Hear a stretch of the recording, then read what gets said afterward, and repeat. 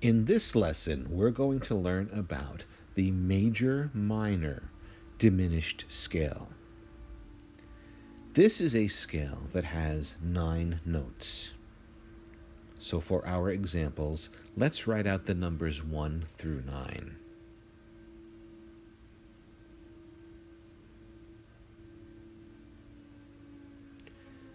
The interval between the first note and the second note of the major-minor diminished scale is a whole step, also known as a major second.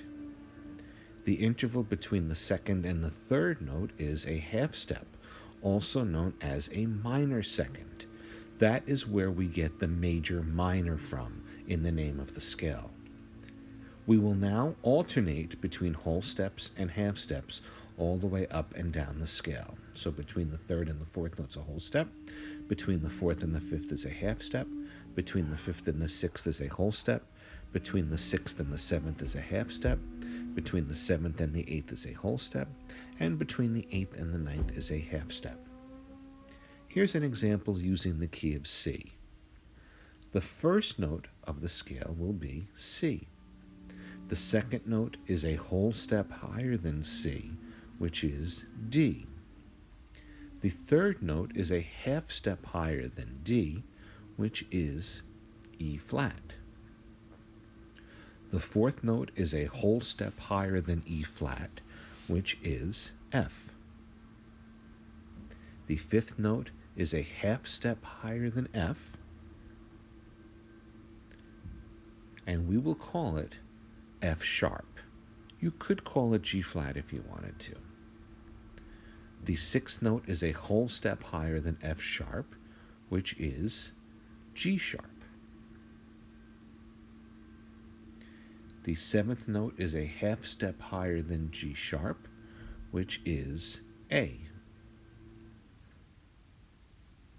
The eighth note is a whole step higher than A, which is B. And the last note is a half step higher than B, which is C. And there we have our C major-minor diminished scale. Let's erase the scale and try another example.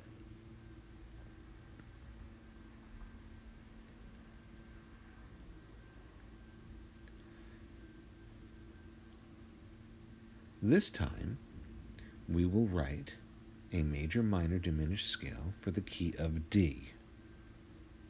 The first note of the D major-minor diminished scale is D.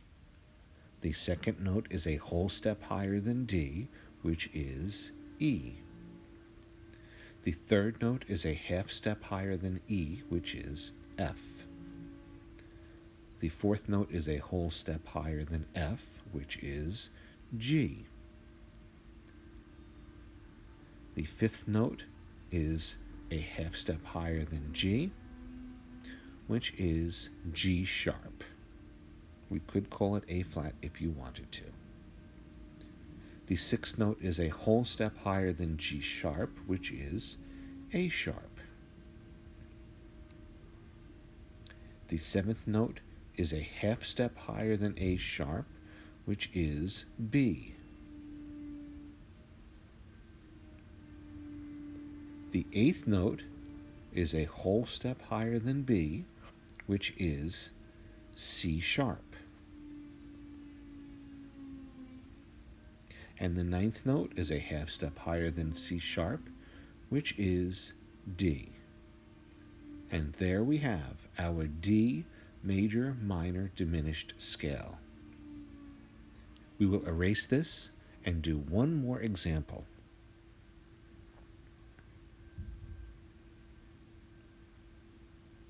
For our final example, we are going to use the key of A flat.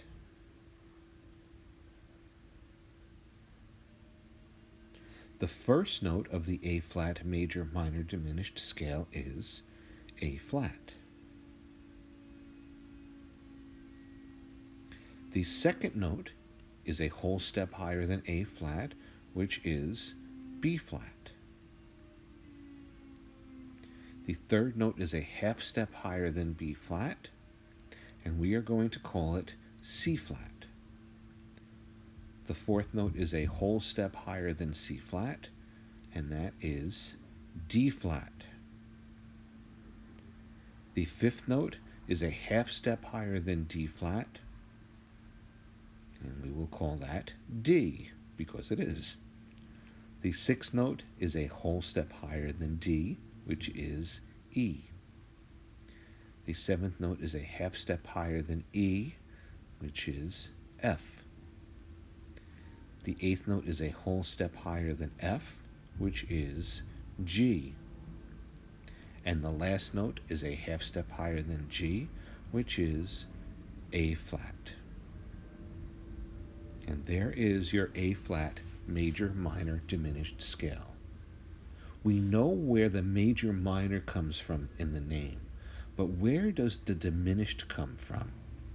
Well, if we make a seventh chord out of this scale by taking the first note, the third note, the fifth note, and the seventh note, our notes would be A flat, C flat, D. Now you are correct, that is accidentally an E, so we'll erase that and make it a D.